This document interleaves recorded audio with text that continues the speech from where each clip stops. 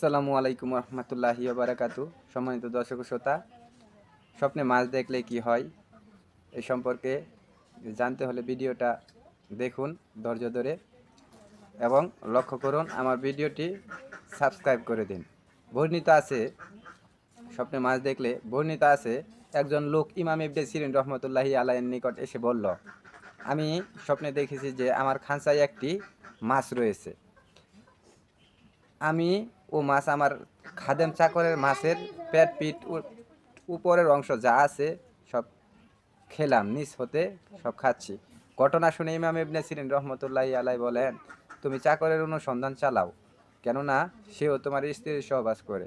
অনুসন্ধানের পর ঘটনাটি সত্যই প্রমাণিত হলো এবং লোক সমাজে শেয়ার করে দিবেন, সব লোকের কাছে যেন এই স্বপ্নের ব্যাখ্যাটা পৌঁছে যায়। ডেক দেখা এটা হলো বাড়ির সব থেকে অধিক খরচকারী বোঝায়। কেউ বলেন ডেক দেখা আজমি বা অনারবি স্ত্রী বোঝায়। যদি কোনো ব্যক্তি ডেগে পাকাতে দেখে তাহলে সে বাদশাহর পক্ষ থেকে মোটা অঙ্কের সম্পদ লাভ করবে। ডেগের মাংস বা শুকুয়া দেখা সম্মানিত রিজিক বোঝায় এবং জীবিকা বোঝায়। আল্লাহ স্বপ্নে দেখলে কি হয় একটু বলবেন প্লিজ।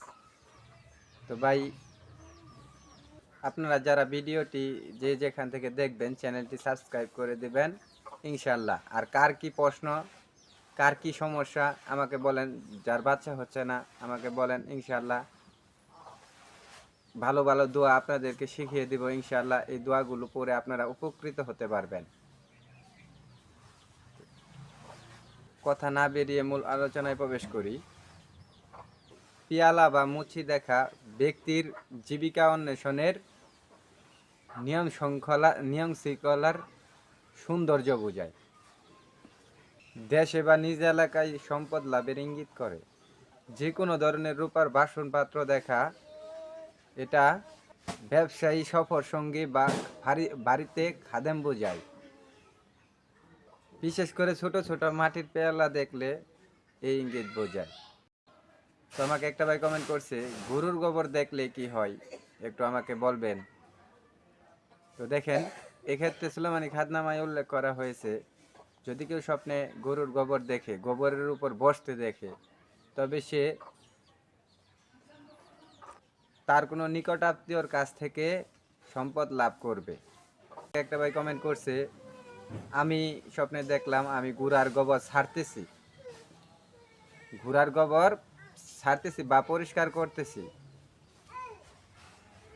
এর ব্যাখ্যায় কি হয় আপনি একটু জানাবেন প্লিজ। তো দেখেন, সুলাইমানের খাতনামায় উল্লেখ করা হয়েছে, কেউ যদি স্বপ্নে ঘোড়ার গোবর ছাড়তে দেখে বা পরিষ্কার করতে দেখে, তবে সে কোনো শরীফ বা ভদ্রলোকের কাছ হতে সম্পদ লাভ করবে, এই ইঙ্গিত বহন করে। আর ভিডিওটা ভালো লাগলে সাবস্ক্রাইব করে দিবেন এবং লোক সমাজে শেয়ার করে দিবেন। ভালো থাকবেন, সবাই ভালো থাকবেন। আল্লাহ হাফেজ।